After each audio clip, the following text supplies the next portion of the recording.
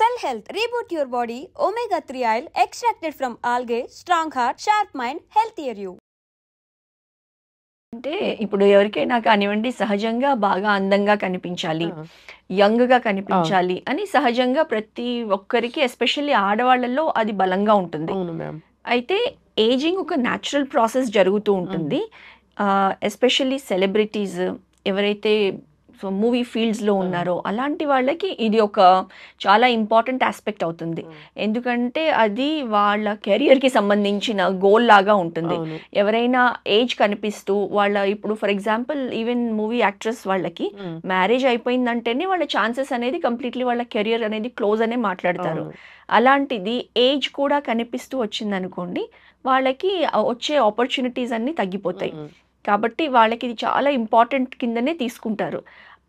So especially ఆ ఫీల్డ్‌లో ఇప్పుడు మొన్న మనం విన్న ఈ దుర్ఘటన ఏదైతే ఉందో sudden cardiac arrest at the age of 42 years అవును. షఫాలి జరీవాలా బాధాకరం. చాలా బాధాకరం అసలు. అండ్ అందులో ఉమెన్‌లో అసలు కార్డియాక్ అరెస్ట్ ఇలా చాలా చూస్తామంటే రేర్ అసలు. పోస్ట్ మెనోపాజల్ ఉమెన్‌లో అది కూడా చాలా రేరే. బట్ అంత యంగ్ ఏజ్‌లో అంత గుడ్ కెరియర్ పీక్‌లో ఉన్న యాక్ట్రెస్‌కి అలా అవడం అనేది పెద్ద షాక్ లానే వచ్చింది మనందరికి. అవును. అండ్ దానికి కారణం కూడా బికాజ్ తన యాంటీ ఏజింగ్ ఇంజెక్షన్స్ తీసుకుంటూ ఉండినారు. అండ్ ఆ రోజు ఎస్పెషల్లీ ఫాస్టింగ్ చేస్తూ ఉన్నారు. అండ్ ఫాస్టింగ్ చేసే టైంలో ఇంజెక్షన్స్ రెగ్యులర్గా ఏదైతే తీసుకుంటూ ఉన్నారో దాంతో సడన్గా బీపీ అనేది లో అవ్వడము, కార్డియాక్ అరెస్ట్కి దారి తీయడము అనేది కారణంగా చెప్పారు. ఇంకా రీసెర్చ్ అవుతూ ఉంది. అయితే ఏజింగ్ అనేది మనం ఇందులో తెలుసుకోవాల్సింది ఏంటంటే ఎంత తాపత్రయపడతామో మనం యంగ్గా కనిపించడానికి. అండ్ ఇదే ప్రక్రియలో ఎన్నో ఎక్స్టర్నల్ సీరమ్స్ యూస్ చేస్తూ ఉంటాము. తర్వాత చాలామంది ఇంకా సెలబ్రిటీస్ వాళ్ళు అయితే కనుక ఇంజెక్షన్స్ కానివ్వండి, ఇంకా ఇతరత్ర రకరకాల ట్రీట్మెంట్స్ అవైలబుల్ ఉన్నాయి ఇప్పుడు మార్కెట్లో. అవన్నీ కూడా యూస్ చేస్తారు.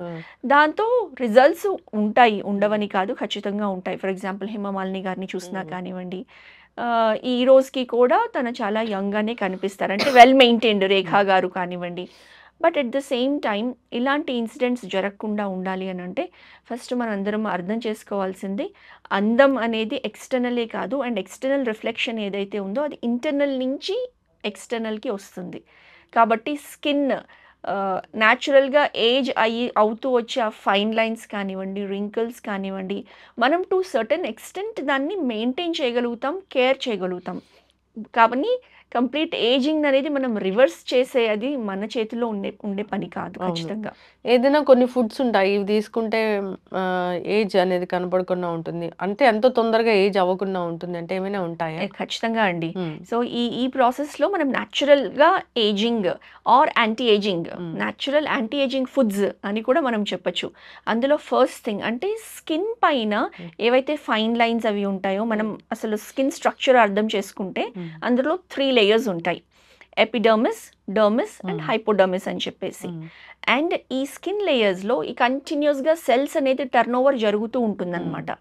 అండ్ పైన ఏవైతే ఎపిడర్మల్ లేయర్స్ మనము పొల్యూషన్కి ఎక్స్పోజ్ అయ్యామనుకోండి, కంప్లీట్గా ఎక్స్టర్నల్ లేయర్స్ అంతా కూడా చాలా వాడిపోయినట్లు, అండ్ వాటర్ ఇంటేక్ సరిగ్గా లేదనుకోండి, స్కిన్ డీహైడ్రేట్ అయినప్పుడు న్యాచురల్గానే చర్మంలో ముడతలు కానివ్వండి, ఈ ఫైన్ లైన్స్ కానివ్వండి ఎక్కువగా కనిపిస్తూ ఉంటాయి.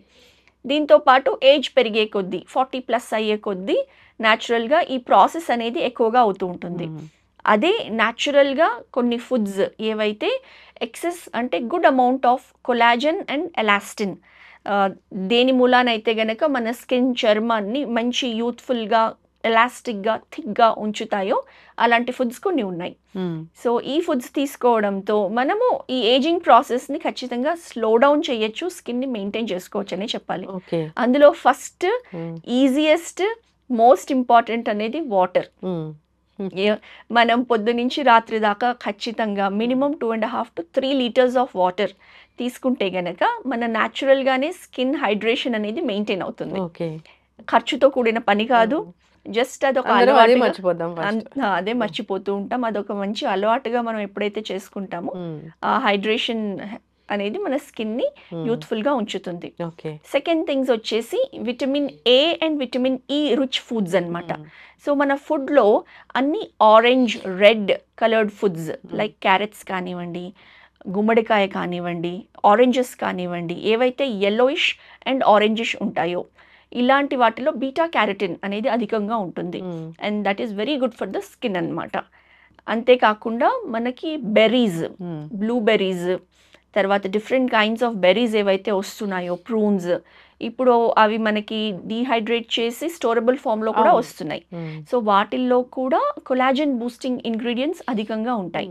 సో అవి కూడా మనం మన ఫుడ్లో ఇంక్లూడ్ చేసుకుంటే కనుక మంచి కొలాజన్ కంటెంట్ మనకి ప్రొవైడ్ చేస్తాయి. దీంతో పాటు నట్స్ అండ్ సీడ్స్, మన బాదాం ఎప్పటి నుంచో మనకి ఆనవాయితీగా చెప్తూ ఉంటాము, ప్రతిరోజు ఒక 5 నుంచి 8 బాదాం సోక్ చేసుకొని రాత్రిపూటే పొద్దున్నే తీసుకున్నామంటే స్కిన్ చాలా బాగా ఉంటుందని చెప్పేసి. సో బాదాం, తర్వాత అఖ్రోట్, వాల్నట్, తర్వాత మన కిస్మిస్ కానివ్వండి, ఎండు ద్రాక్ష, అంజీర్, వీటన్నిటిని కూడా రాత్రిపూట నానబెట్టేసి మార్నింగ్ పొద్దున్న పరిగడుపున వీటిని తినడం ప్లస్ ఆ వాటర్ని తాగడం చేస్తే కనుక గుడ్ అమౌంట్ ఆఫ్ మనకి యాంటీ ఆక్సిడెంట్స్ బేసిక్గా ఉంటాయి. Then vitamin C, rich in antioxidants, మనకు అది నిమ్మకాయలో కానివ్వండి లేకపోతే ఉసిరికాయల్లో కానివ్వండి మనకి అధికంగా లభిస్తుంది. అందుకే ఎప్పటి నుంచో చెప్తూ వస్తారు, ఈవెన్ విటమిన్ సి రోజుకొక నిమ్మకాయ మనము ఏదో ఒక రూపంలో సాలడ్స్ పైన మనము పిండుకొని కానివ్వండి, లేకపోతే పొద్దున్నే ఒక గ్లాస్ వాటర్లో కొంచెం నిమ్మకాయ తేనె వేసుకొని తాగితే అది ఇంటర్నల్ హెల్త్తో పాటు స్కిన్కి కూడా చాలా మంచిది. సో మరీ హెవీ కెమికల్ బేస్డ్ ఇంజెక్షన్స్ అనేవి ఇప్పుడు చాలా మందిలో అవి ఫెయిల్ అయినవే ఎక్కువగా చూసాం మనం. అసలు రకరకాల ఇప్పుడు హాలీవుడ్, బాలీవుడ్ యాక్టర్స్లో మనం చాలా మంది ఫెయిల్ అయిన వాళ్ళనే చూసాము. మొహం మరీ వికృతంగా మారిపోయిన వాళ్ళని కూడా చూసాము. ఎగ్జాక్ట్లీ, అది కనుక సూట్ కాకపోతే రియాక్షన్ ఇచ్చి ఇంకా ఉన్న అందాన్ని కూడా కోల్పోయి, ప్లస్ అంతేకాకుండా ఇలాంటివి కార్డియాక్ ఇష్యూస్ కి దారి తీసి సడన్ డెత్స్ కి దారి తీస్తే అది ఇంకా చాలా ఘోరమైన ప్రమాదాలనే చెప్పాలి. అవును, న్యాచురల్ వేస్ లో మనకి ఎలా కావాలో అలా అయితే సరిపోతుంది. యోగా కూడా చాలా బాగా పనిచేస్తుంది. ఎగ్జాక్ట్లీ అండి, యోగా చేసే వాళ్ళు ఎవరు కూడా ఏజ్ ఉన్నట్లుగా కనపడరు అసలు. అవును. సో యోగా బేసికలీ యోగా చేసినప్పుడు మొత్తం ఎంటైర్ బాడీ అండ్ మైండ్ ఈ రెండు చాలా పీస్ఫుల్గా కామ్గా బాడీని కామ్ చేస్తుంది యోగా ప్రాక్టీస్తో మనము న్యాచురలీ బ్లడ్ సర్క్యులేషన్ అంతా ఇంప్రూవ్ అవుతుంది. ఎన్నో రకాల బెనిఫిట్స్ ఉన్నాయి. సెల్యులర్ మెటబాలిజం ఇంక్రీజ్ అవుతుంది, మసిల్స్ అన్నీ కూడా చాలా రిలాక్స్డ్గా ఉంటాయి. అండ్ యోగాలో ఎస్పెషల్లీ ఫేషియల్ యోగా ఉంది. ఫేషియల్ యోగిక్ ఎక్సర్సైజెస్ చేస్తే గనక మొత్తం మన ఈ facial skin or facial muscles అన్నీ కూడా చాలా టైట్ అండ్ టోన్డ్గా ఉంటాయి, చాలా ప్లెజెంట్గా ఉంటుందన్నమాట. అండ్ అంతేకాకుండా స్ట్రెస్, ఎవరైతే ఎక్కువ స్ట్రెస్ తీసుకుంటారో అలాంటి వాళ్ళల్లో కూడా మనం చూస్తే చర్మం అంతా కూడా అది ఏజింగ్ ఫాస్ట్గా కనిపిస్తూ ఉంటుంది. న్యాచురలీ స్ట్రెస్ ఉన్న వాళ్ళల్లో కార్టిసాల్ లెవెల్స్ పెరుగుతాయి. అండ్ దెన్ అది నిదానంగా హైపోథైరాయిడిజంకి దారితీస్తుంది, హైపర్ టెన్షన్కి దారితీస్తుంది, అండ్ అదర్ క్రానిక్ డిసీజెస్కి దారితీసే అవకాశాలు ఉంటాయి. కాబట్టి స్ట్రెస్ని మేనేజ్ చేయడం, కంట్రోల్ చేయడం మన యోగా ప్రాక్టీస్ ద్వారా 100%